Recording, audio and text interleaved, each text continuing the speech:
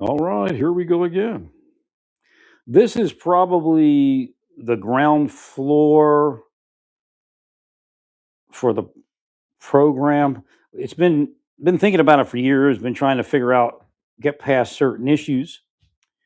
I believe we got past that issue at this point, and that is to use that training. Wait, I'm not sure what this thing's doing. It's going a little crazy.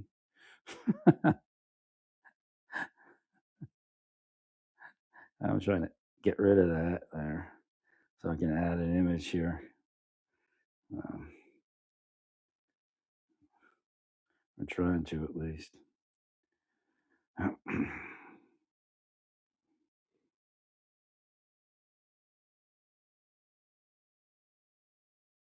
Put something like this up there. I don't know why. I mean, I do know why. I mean, they're here. So the weird part for me to verify that they were in my head, and I didn't leave the I out on purpose when I posted it to, I guess, the commissioner or whatever her rank is there, Miss Tish, Mrs. Tish, whatever, or Commissioner Tish. Whatever. All right, I can't find what I just loaded. I don't know what they're doing here. Yeah, yeah. We'll go back to. Oh wait, let me do it here. Oh, there it is. Okay. I'll upload now. So essentially, the plainclothes officer, that's hostage negotiation team. I brought this up years ago, and especially around Naples, Florida, where I had already left, but they were training as many. I think it was they were training as many fire people as paramedics as they could. Which I trained them to be a doctor. I don't care. I mean, more the merrier. Apparently, somebody was mad at that and was shutting it down. So this concept is something we're all going through, whether we realize it or speak about it or not. We are training our officers higher and higher, and there's no reason to stop that because years ago, what was an officer like in 1800s? What was an officer trained to do? Not much. Fire that pistol. That's about it. I mean, they might have the gift of gab and other things, and that's what we're looking for in these officers. Well, we can't send the social worker in without protection. We can't send a uniform in. So the talk to me, I'll back up a little bit. So I'm thinking detectives, and I'm like, is it detective? Because I was like, what image do I put here? And so it's saying, I found out they were detectives. So we put the detective thing, but I had no idea that I mean, it begs the reason that your hostage team was detectives, and like all the way along, I'm like thinking, well, so yeah, the hostage team is detectives. I'm like, okay, because I downloaded something that didn't say detectives. So like, are they detectives? Yeah, they're detectives. So again, it was working out, so it was real. And well, essentially, I didn't. I was just walking back and forth, going to the mind, going, how can I develop this better? How could we develop this better? And then the detectives came up, essentially sending me. I know, like a couple of them said, "Not me. I'm not as firm a believer as they are. I'm worried about it. Oh, it's human on human interaction, and of course, we're not going to win everyone. I hate to be a naysayer, but we have to be realistic. But the goal is to at least win a few more than we're winning. They say they can do it. I said, I know I could have did it. I know I could have did it. Now I don't know what detective that is. It may not be the hostage negotiation team. It's more than that. That's what I'm trying to say. There's more detectives than that. There are some like narcotics detectives and some other people, but they work in the police department and they've had experience through being an officer and a detective that they have spoken to people that were on the edge and they brought them in and they wouldn't mind the additional training.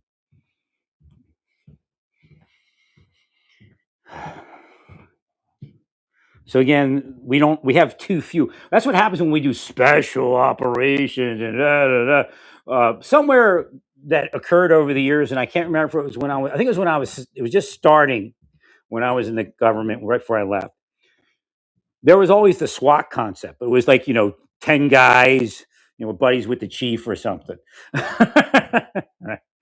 But again, they started expanding it and they said, okay, Now we have what did they came up with new names for the teams. They were no longer SWAT, some local name like a precinct name or district name or marshal service office name instead of just a special operations group, which was the kind of a centrally controlled entity, whereas they had a local entity that were training special operations. So we're going with that concept that we're going to increase our negotiation teams.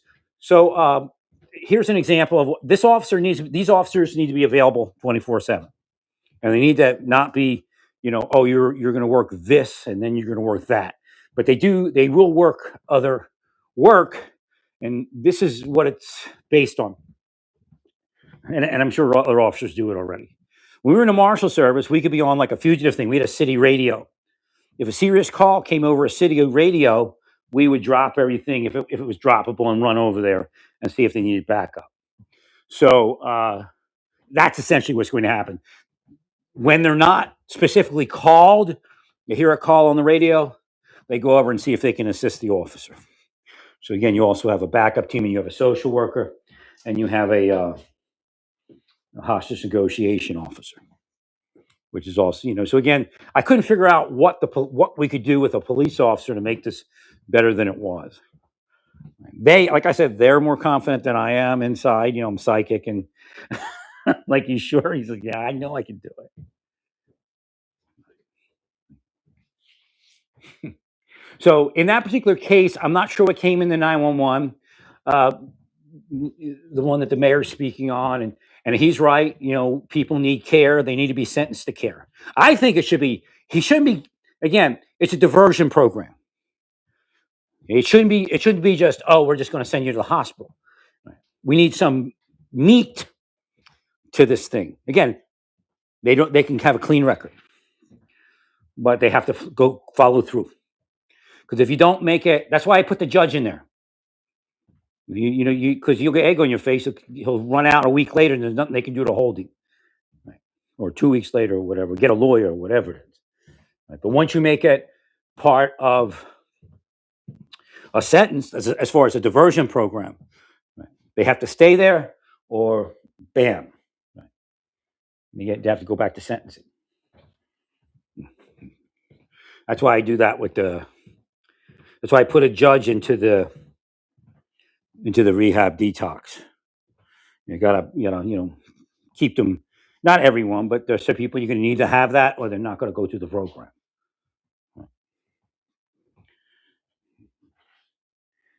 So they'll arrive on scene whenever they're needed and when they're not needed. The officers need to be able to speak to these 911 callers. Muhammad up in Minnesota, the officer that was hated because he was Islamic, and then hated by that was the bad thing, to be an Islamic police officer, because the police officers that were racist were hating him because he was Islamic, and the people that hate police officers were hating him too. So he had no hope. That's pretty much it. That's why it happened that way. Now they did reduce his sentence, and I know he got out pretty quick compared to what it was. I was pushing that from the beginning. I don't know if anybody saw my stuff. Again, I realize people block my stuff, but there are people that usually get that stuff out there some way. Even the spies have spies, right?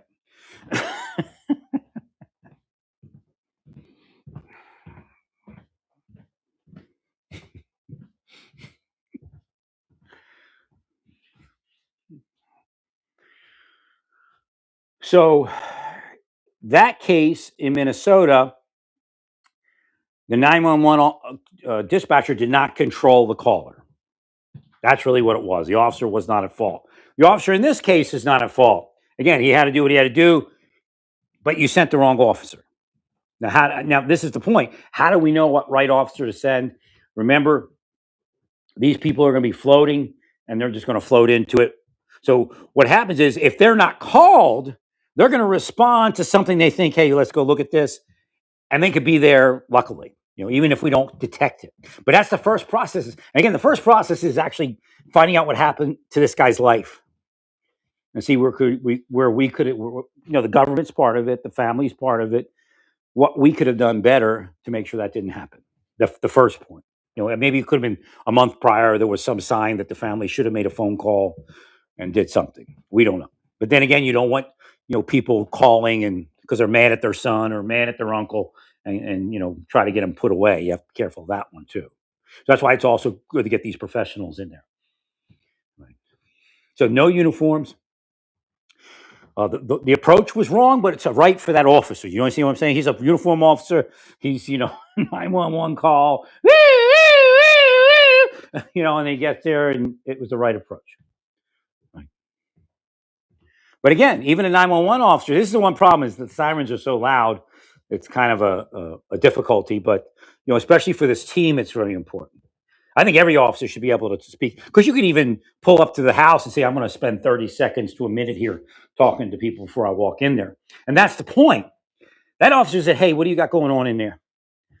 Okay, can I speak to him real quick? Hey, are you okay with me coming in there? I just want to talk to you, and we'll see, make sure everybody's okay. We'll get this worked out. That kind of thing. And again, that's what the hostage negotiation people do. Right. But again, officers, I'm sure you're training them something, as far as how to speak to people, that are upset and have things going on in their mind. But we want to increase all of this training. Right. I was wondering if that guy Jack was available. I know he retired a little bit ago. I don't know how old he is. Well, you could bring him in as the advisor. Right. I'm sure you got other people too. So.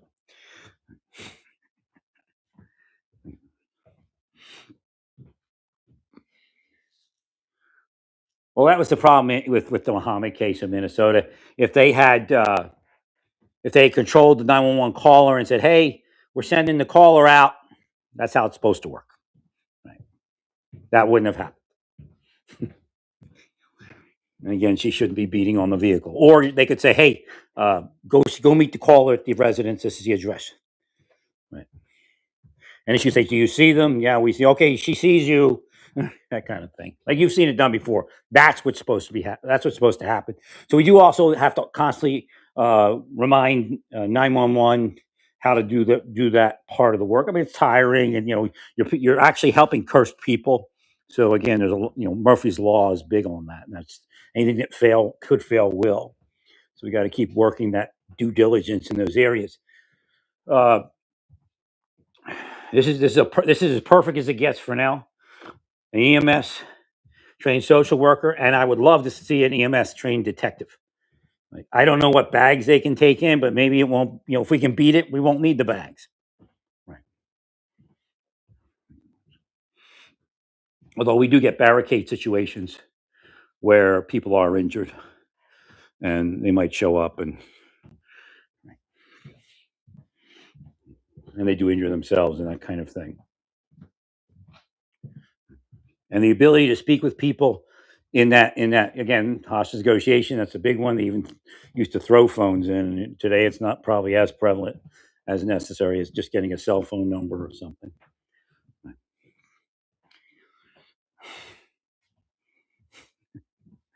You can still throw. I guess it's easier to throw the phone in now, right? A little cell phone. Hello. But yeah, if an officer can spend, if he feels, it's safe enough to say 30 seconds to a minute introducing himself, herself before she walks in. Right. And maybe say, "Hey, you need to send somebody down here because I don't think I'm, it's scary." You go back to the shooting in Arizona, I think it was like 4 officers walking up to a house. He goes, I don't want to have to shoot this guy. Nothing. He's never interacted with these people before. And he goes, I don't know why they said, I don't want to have to shoot this guy. And they had to shoot the guy. So he had premonition. But we didn't have systems like this up. And that's what we need to do. And again, there's people in the house. You have to always realize in law enforcement work, no matter what you come up with, if something goes wrong, you did the wrong thing, even if you did everything right. And that's the way these lawsuits fly. But I think, again, the goal is to reduce that type of thing. And at least you can do it. It's a lot of stress to have to shoot somebody when maybe you didn't have to. Again, the first thing for that officer, if he could somehow, when he pulled up to the residence, because again, driving, maybe you can talk to him while you're driving, but it's not as effective. Now, if you have a two-person team, you're still going to have that siren, and maybe not. Maybe there's a reason to go a little slower, turn the siren off, and make a conversation real quick. Has to be a judgment call there.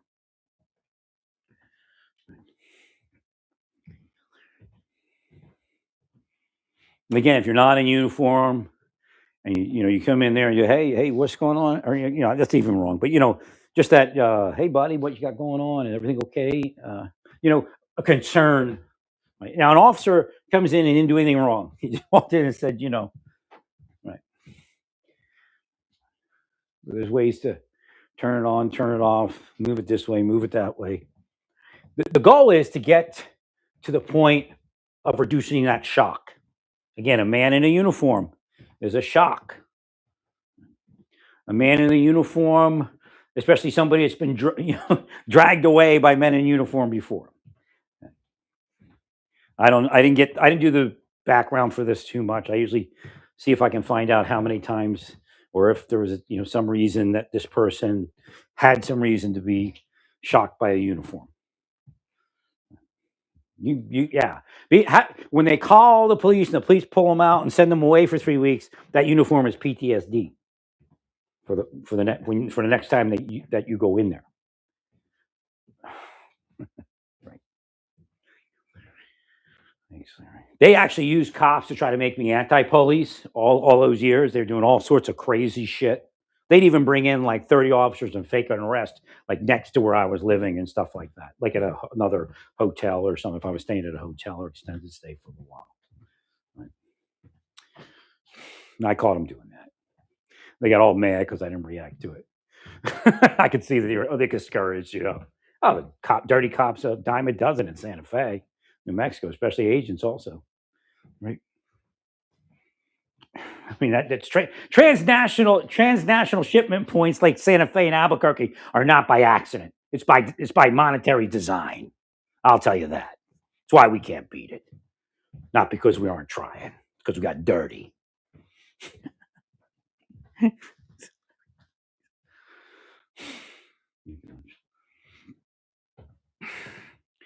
So we get back to this. It's going to work, especially if the team could call into the house and introduce themselves. Again, talk to me is very important.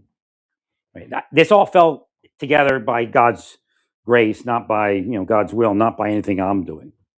Again, I'm a useful vessel, but God, that kind of thing. Like all of a sudden, I saw the talk to me. I was like, there it is. There's already a talk to me before I saw that.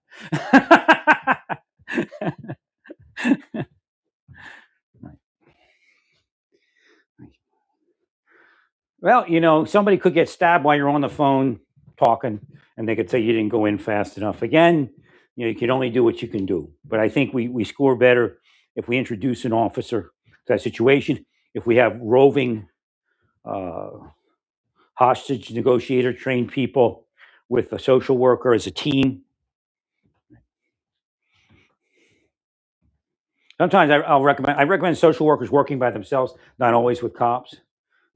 Just that they introduce like the same thing as walking a beat, but they're doing it. So we have those other cops that I don't know if they have them in New York, but they have them in Baltimore. And right before I left, I think they started that. They just they have a phone, maybe a radio, and a uniform.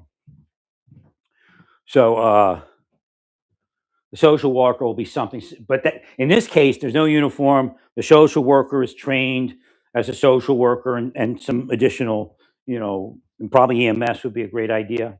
Right. So again, we're creating a combination of kind of an EMS social worker and a cop walking a beat. So they walk in, and the cop looks for crime, and again, it's another set of eyes for crime, but this person's looking for social issues that the social that money that you're putting out there might be able to address before we have to be called to address it. You see. So the social worker is looking for he finds 20 addicts hanging out in an alley. It's not the safest place in the world, but maybe some conversation can be started. And instead of all those people there, maybe a few can be pulled off for some rehab. Right. And then the idea is to get to be known. You go to schools, You go to churches. The social worker goes everywhere. It's kind of like a community officer, but again, it's the next step. It's a social worker. No uniforms.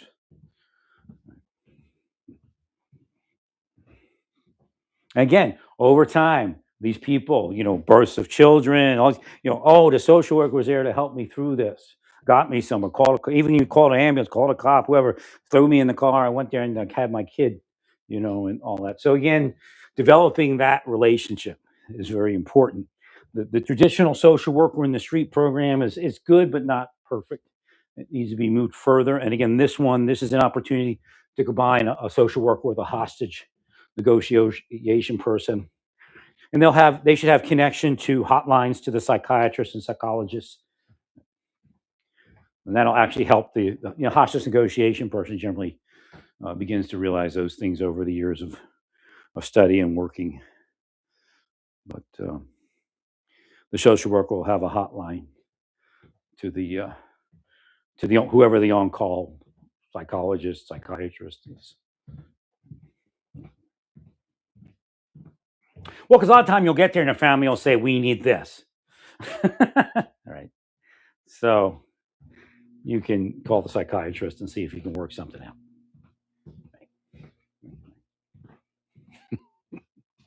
And you cut down on people having to be shot, cut down on having to take people to the hospital sometimes. And I know that's what was going on in Florida. Right? Somebody would be out of their medicine, and the social worker would call like a doctor or something, and try to arrange for the medication. Right.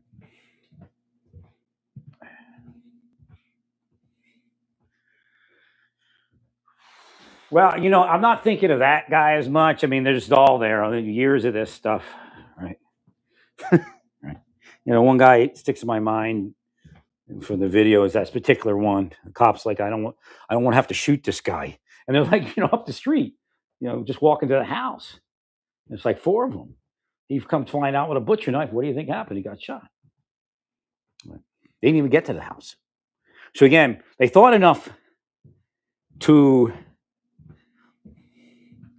park down the street to get set up so you wouldn't see him. But again, they didn't. I don't think they called into the house. So I think in that particular situation, calling into the house, there are times when you don't want to do that, but I think the benefit of calling into the house is more times better than not.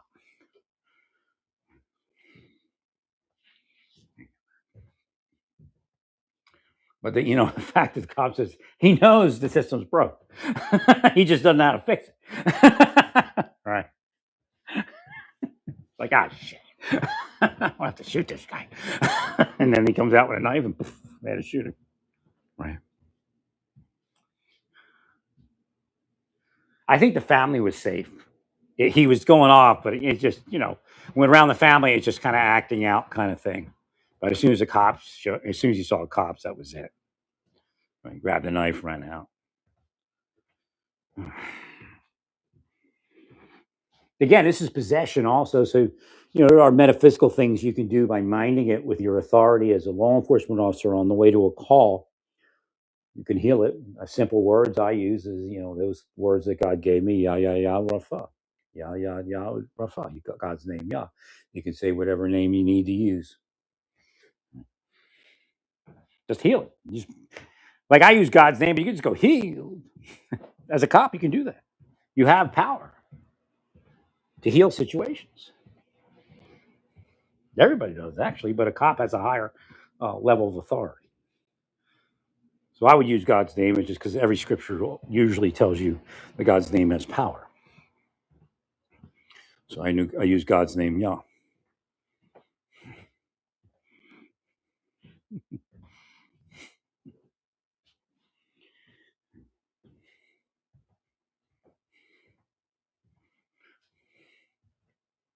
Now I was pacing back and forth, and here I get a little exercise, I guess. It's cold outside. It's actually not as cold as it was. And it's warming up. And then I'm thinking, how can I get this to work? Because I had a basic program, but it seemed like it was missing something, and this is what it was missing. And this is just the ground floor from what will be developed if you go with it. And I hope you do. Hey, we just need hostage negotiation team trained people. What you'll do is you'll rotate them in with the main team every so often. And again, that the hostage negotiation team, the main one, probably needs to find a couple social worker EMS types to it would actually augment their team because that person the same way cops have you get on a radio, you talk to this person, and they pipe, and they this person comes in. The social worker should have a system where he can or she can connect in with certain people and get them to help. Again, for the social worker, and again, the hostage negotiating team guy could go along with it. I knew a first sergeant in Maryland State Police, and he was a medic on a helicopter. And he said that he would go to the trauma center and sit in meetings with doctors. And he said it's scary. I can't tell you stuff, but it's scary what goes on, in any given day in a hospital. But that's the type of thing they should go, and they should be in with you know, the trauma social workers and doctors that are involved with the psychiatric care, with the social work type care, and have meetings. Again, if I see people on the street and I see an issue, I can call a doctor. I say, this is what I'm confronted with, because he's, part of that program.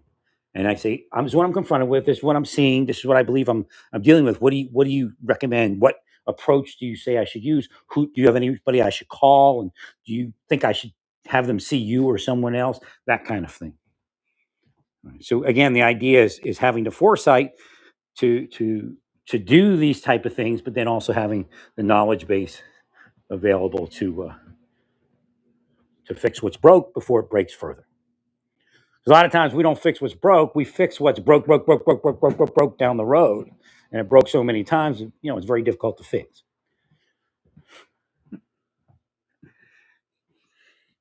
So again, people are missing this part. The officer wasn't wrong. We got to make sure you understand he did the best he could, given what he has. Again, even if he'd had a button in his car to go, let me call these people. Hello, you just called in. What's going on? I don't know. He's crazy. Let me speak to him. Hey, bud, what's going on, bud? That kind of thing. He has that moment. He's not confronted with a knife going, whoa! I remember this officer 2 years ago had this happen and he died. That kind of thing in the mind. Right? Because that's how they train officers. I don't know if you know that. You go to the academy, they show you how a bunch of other officers die so you won't die. It's one of the training, officer survival. They show you situations where officers were killed so that hopefully you don't repeat the mistake, or you can think of something and wouldn't necessarily say a mistake because everybody does the best they can in every given situation, but where you won't be killed. That's what I was saying about Slager when he had the thing stolen. First thing I looked up was this a military guy? He had his stun gun stolen, and he lied in the statement. But again, he's traumatized by what happened. He shot the guy. It's not a good shoot, but I think there were mitigating circumstances, such as he was in the Navy. So you're in the Navy. The whole time you're in the Navy, you got equipment, and they dog you in basic training. So he's got trauma. This is real. This is what really happens. You have trauma related to losing equipment. Or if you watch somebody that was, he was just destroyed for losing his equipment or leaving it on his bed or whatever it was.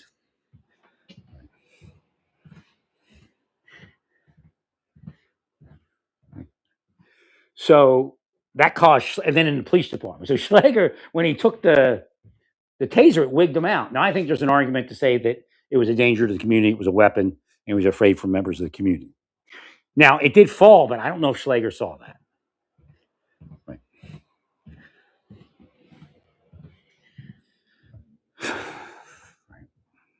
I think there's a mitigating circumstance. Being in a bad shoot and all, but I think it just he wigged out. They stole his weapon. He thought he had the weapon, that kind of thing. Now, I don't think he saw it fall to the ground. I don't know if he ever told you that, but I don't think Schlager saw it fall to the ground.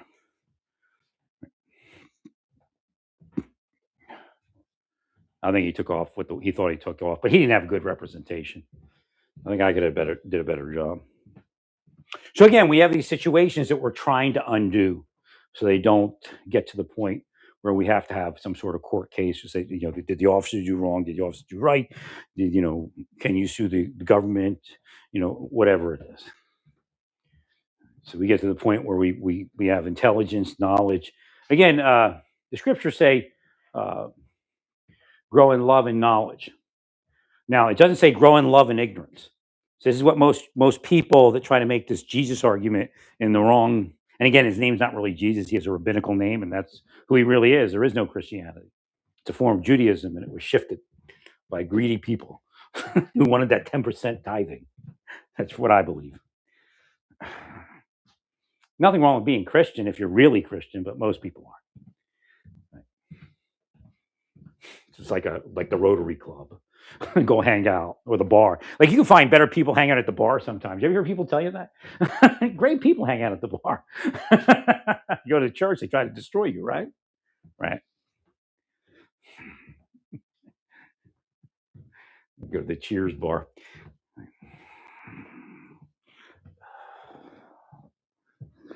But again, you don't grow in love and ignorance, you grow in love and knowledge. So you grew in love and ignorance when you stopped prosecuting drug crimes, drug possession crimes.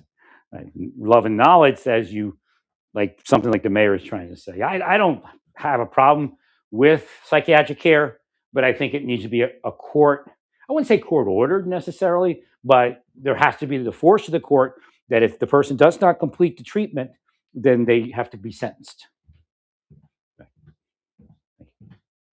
And I'm sure the person will. That looks like a person. I think there's a person where we could have avoided that. And simply calling into the house may have taken care of that. And again, the officer may have said, wait a minute, I'm not running in there. This is not ready for me. Do we have EMS somewhere? Do we have a negotiator? But because what really seemed to set him off? The uniform. It could have been if he was plain clothes, like a detective, just a regular detective. Hey, bud, is everything okay? That kind of. And again, the idea is I can see it. The shock of you showing up in the house. I mean, this is his house, so he's freaking out. If you call, hi, I'm not there yet, but I'm going to be there. How are you? And again, you don't call yourself Officer so and so. Hey, this is John. How you doing? Right, that kind of thing. For that particular case, I mean, in some of the hostage negotiations, you want to say I'm Officer so and so. You can call me John. That kind of thing. Oh no, they cursed me to frequent prostitutes again. Whoa! I have to heal myself. They do it all day, man. Believe me. That's part of why you can't get anywhere, because they heap the curses on you, and so you don't. When you can fight it, but it takes away from your ability to get good things in life.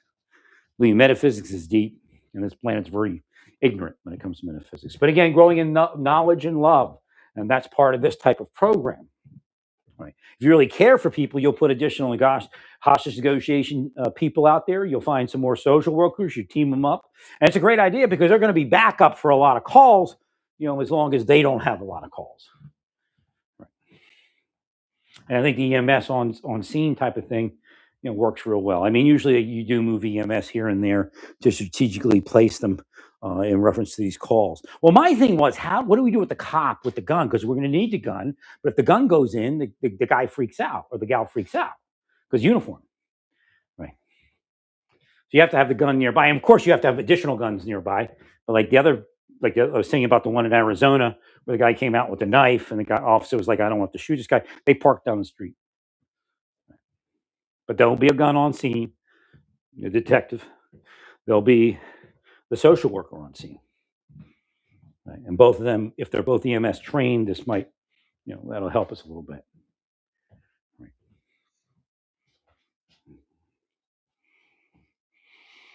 That's it for now. So we finally broke through with the use of the hostage negotiation team people as the police officer that responds. But again, that requires a lot of training and a lot of placement over what you have now.